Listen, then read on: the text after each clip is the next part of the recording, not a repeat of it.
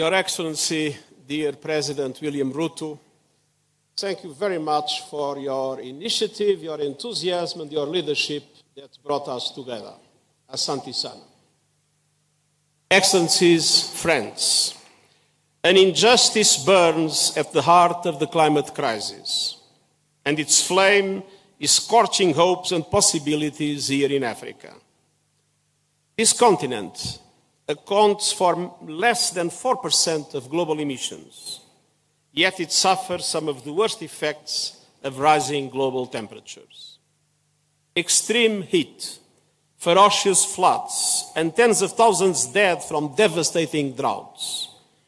The blow inflicted on development is all around, with growing hunger and displacement, shattered infrastructure, systems stretched to the limit, all aggravated by climate chaos not of your making. It is still possible to avoid the worst effects of climate change, but only with a quantum leap in climate action. The people of Africa and people everywhere need action to respond to deadly climate extremes. First, we need far greater climate ambition, with countries hitting fast forward and massively accelerating action to limit temperature rises and impacts. And the largest emitters must lead the charge, in line with my Climate Solidarity Pact and acceleration agenda.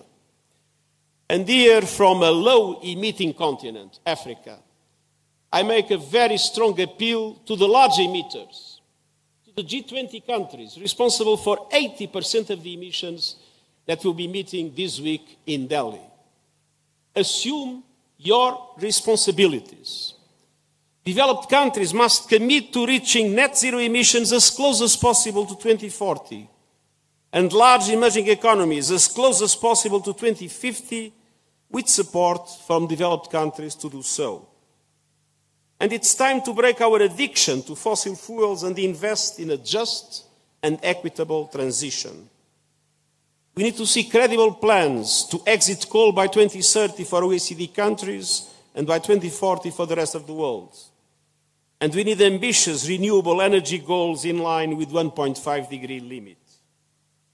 And we must bring affordable electricity to everyone on Earth, and particularly in Africa, while simultaneously reaching net zero electricity by 2035 in developed countries and 2040 elsewhere. Second, reaching these targets requires climate justice. Developed countries must present a clear and credible roadmap to double adaptation finance by 2025 as a first step towards devoting at least half of all climate finance to adaptation. And they must also keep their promise to provide $100 billion a year to developing countries for climate support and fully replenish the Green Climate Fund. And all countries must also operationalize the Loss and Damage Fund proposed at COP28 this year. Every person on Earth must be covered by an early warning system by 2027 by implementing the action plan we launched last year.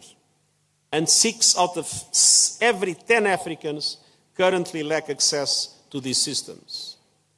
The Early Warning for All Africa Action Plan, launched yesterday under the leadership of the African Union, will be critical to addressing this need. And more broadly, we need a course correction in the global financial system so that it supports accelerated climate action in the context of sustainable development. And we can't achieve one without the other. And this means an international financial system that is able to provide an effective debt relief mechanism that supports payment suspensions, longer lending terms, lower rates. And it means recapitalizing and changing the business model of multilateral development banks so they can massively leverage private finance at affordable rates to help developing countries build truly sustainable economies.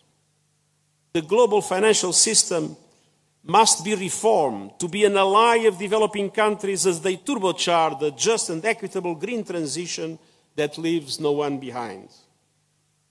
Which brings me to my third point, making Africa a world leader in renewable energy and green growth. This continent is rich in renewable energy potential. Africa is home to 30% of the mineral reserves that are critical to renewable and low-carbon technologies like solar power, electric vehicles, and battery storage. Of course, we must not repeat the mistakes of the past. To truly benefit all Africans, the production and trade of these critical minerals must be sustainable, transparent, and just across every link of the supply chain, with maximum added value produced within African countries. African leadership is also helping to generate innovative green economies anchored in renewable power. From the Greater Horn of Africa, where over 85% of electricity generation comes from renewables, including massive hydropower projects in Ethiopia, Kenya, and Sudan, to wind and solar projects in Egypt, Algeria, Tunisia, and Morocco, to Mozambique, which gets nearly 100% of its energy from green and sustainable sources, to the increased installation of large-scale solar projects, including in South Sudan.